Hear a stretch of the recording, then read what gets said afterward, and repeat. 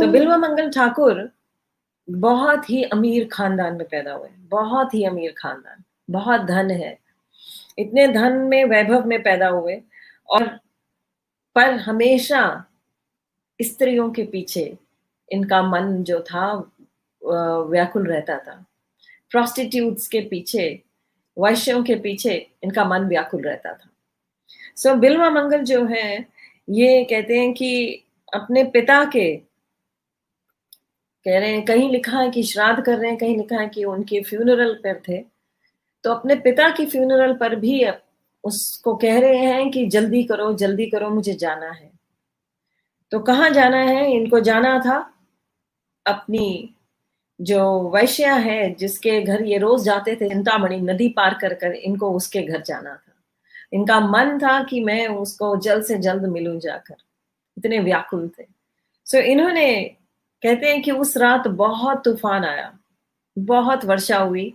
ये उस रात, उस क्रिमेशन के बाद वहां से निकले हैं। कोई कहता है कि श्राद्ध था, कहीं लिखा है क्रिमेशन है।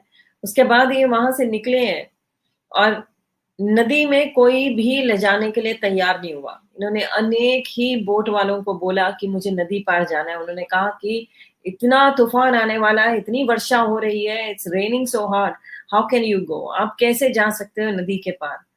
तो इन्होंने कहा नहीं, मुझे जाना है, बस जाना है।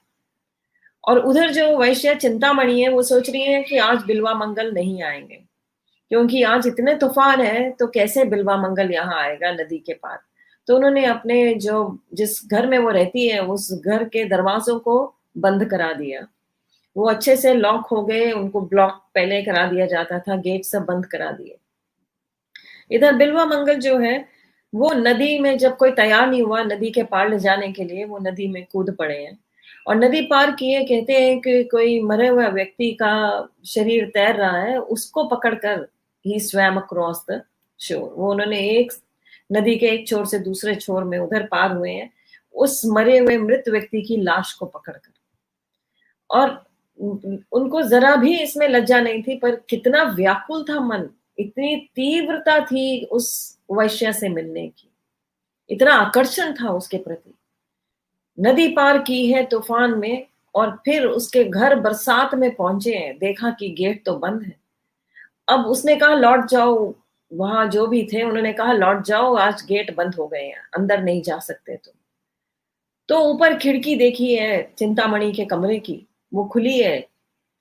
कहते हैं कि वहां एक सांप था लटका हुआ और कोई कहते हैं वो रस्सी समझकर उस सांप को ही पकड़कर खिड़की पर चढ़ गए और चिंतामणि के कमरे में पहुंच गए, उसके कमरे में प्रवेश कर लिया है। सो बट कहते हैं कि इतना सब कुछ उनको रोक नहीं पाया, इतना नदी में तूफान, इतना उफान, एक मरे हुए मृतक जो डेड जो व्यक्ति की लाश थी, उसको पकड़कर नदी पार कर ली। उन्हें जरा भी लज्जा, जरा भी शर्म ये नहीं था, बस उनको उस तीव्रता थी, व्याकुलता थी कि मुझे उस प्रोस्टिट्यूट को, उस वैश्य चिंतामणि को मिलना है। सो कह रहे हैं कि ही ग्रैब द कोबरा, जिसको पकड़कर ऊपर चढ़ गए हैं। तो बिल्वा मंगल को जब उन्होंने देखा कि he was all wet and he was burning in desire, akanksha, ichha, lust, he was totally into lust at that time. तो चिंतामणि जो थी वो स्वयं ही उनको देखकर उसे लज्जा आ गई। उसने उनको बहुत सुनाई, उसने उनके लिए उनको बहुत बोला और उन्हें कहा कि she said that कि मुझे इतनी हैरानगी है देखकर कि एक व्यक्ति में इतनी इच्छा, इतनी लस्ट, इतनी ज्यादा काम की इच्छा हो सकती है कि वो ये सब कुछ सह लेगा, अपनी जान को जोखिम में डालकर आप मेरे घर तक आ गए और घर तक ही नहीं, खिड़की में प्रवेश करने के लिए आपने एक सर्प का सहारा भी ले लिया, रस्सी ना होने पर। आपको जरा भी डर नहीं लगा। और किसके लिए? सिर्फ इस चमड़े के लिए, सिर्फ इस जो इट्स बैग ऑफ फ्लैश। प्रोपा सेज this is a bag of flesh, ये और कुछ नहीं है। हमारा जो शरीर है ये सिर्फ मिट्टी की ढेरी है और एक सिर्फ चमड़ी, इसके ऊपर चमड़ा है, नीचे हड्डियां है, ऊपर चमड़ा है, और कुछ भी नहीं है। तो वही बात चिंतामणि ने कही बिल्वा मंगल से। शी सेड कि आपको जरा भी लज्जा नहीं आई, आपकी भौतिक इंद्रियों ने आपको इतना, आप उसने बहुत सुनाया उनको कि आपकी भौतिक इंद्रियों ने आपके अंदर, आपके मन को हर लिया है, आपकी बुद्धि को हर लिया है, आपके अंदर जरा लज्जा नहीं है, आपको जरा भी ख्याल नहीं आया कि मैं क्या करने जा रहा हूं, और आप यहाँ आ गए। अगर आप में जरा लज्जा होती और इतना जो आपको अट्रैक्शन, मेरे प्रति आकर्षण है, यही आकर्षण अगर आपको भगवान के प्रति होता तो भगवान आपको मिल जाते, आपका जीवन सफल हो जाता।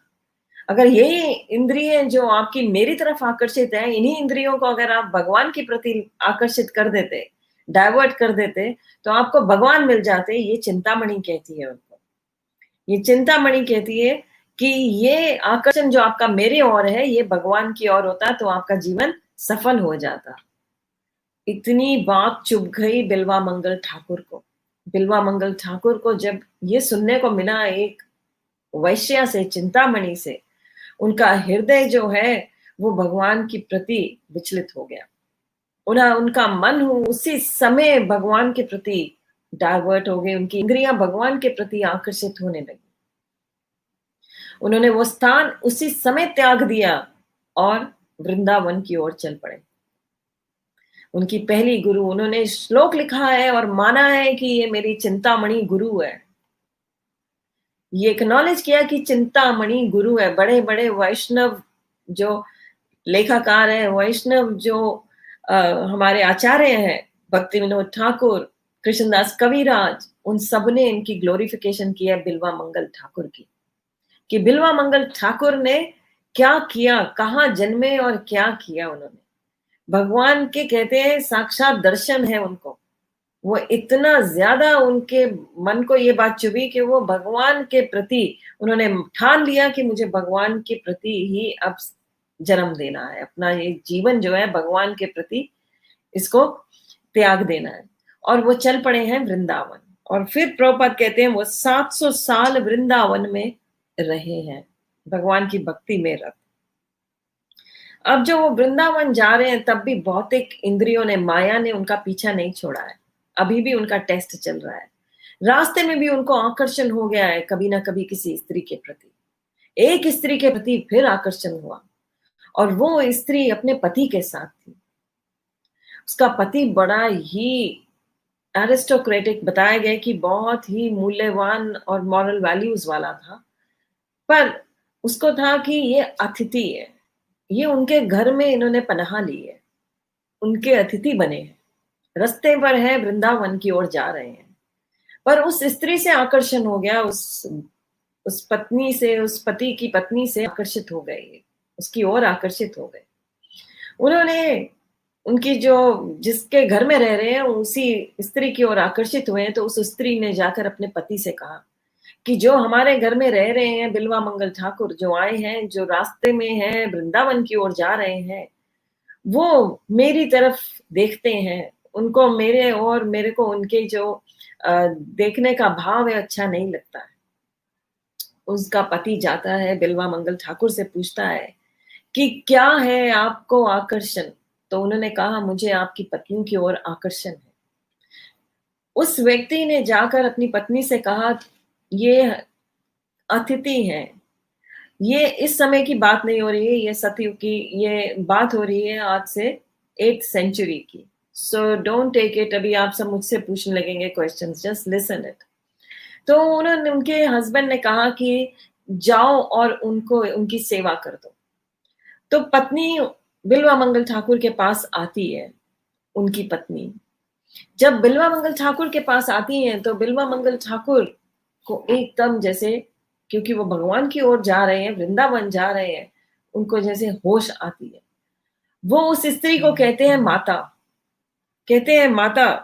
उसी समय उन्हें बड़ी ही अपने से घिन होती है और उस स्त्री को पुकारते हैं माता कहकर, और कहते हैं माता क्या मुझे आपके जो बालों में सुई लगी हैं, ये 2 सुइयां मिल सकती हैं।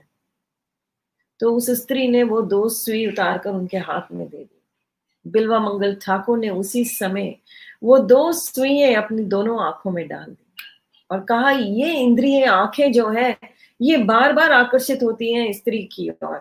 अब ये कभी आकर्षित नहीं होंगी स्त्री की ओर, क्योंकि मुझे भगवान से लिव लगानी है। और उन्होंने वो आँखें जो थी, उनका त्याग कर दिया और फिर उनकी दीक्षा हुई है सोमागिरी से और उनका नाम पड़ा लीला शुका और वृंदावन में विराजमान रहे 700 साल। बहुत सारे रचनाएँ की, राधा कृष्णा की लीलाओं की रचना की, साक्षात दर्शन किए हैं लाला राधा कृष्णा के और भगवान ने बहुत अनेक-अनेक लीलाएँ की हैं। भगवान इनका हाथ पकड़कर ये आँखें नहीं हैं, तो भगवान इनका हाथ पकड़ कर इनको चलाते रहे हैं और इन्होंने कहा कि हाथ तो छुड़ा लोगे। अब भगवान जब हाथ छुड़ाकर छिप जाते थे, एक छोटे बालक के रूप में इनके साथ क्रीड़ाएँ करते थे। तो कहते हैं हाथ छुड़ाकर तो चले जाओगे पर मन से कैसे निकलोगे? हाथ तो छुड़ा सकते हो, मन तो हमारे वश में है, हम आपको देंगे। तो हमारा मन है उसमें से कैसे कैद से निकलोगे? सो ये है बिल्वा मंगल ठाकुर, कह रहे हैं कि उन्हें इतनी एक्सटेसी होती थी राधा कृष्णा के जो लीलाओं में जब वो पार्टिसिपेट कर रहे हैं। एक बारी कृष्ण खुद आए बिल्वा मंगल को कह रहे हैं कि led him to a safe resting place. At first, Leela Sukha did not know the identity of this sweet Brajbasi. वो छोटे से लड़के को वो पहचान नहीं पा रहे हैं, बिल्वा मंगल के पास आए हैं भगवान और अपनी बांसुरी बजा रहे हैं और कह रहे हैं कि बिल्वा मंगल जो थे, he became mad with desire to behold the beautiful sweet form of Shama Sundara. Realizing this Brajavasi boy was actually the lord of his life and the love of his heart, he reached out to touch Krishna. Playful Gopala touched Bilva Mangal's hand and laughed and lovingly ran away. ये वही लीला है जो मैंने अभी आपको सुनाई कि भगवान ने बिल्वा मंगल का हाथ छुआ और भाग गए और बिल्वा मंगल तब कहते हैं कि मेरा हाथ छुड़ाकर भाग सकते हो, मेरे हृदय से भाग कर दिखाओ।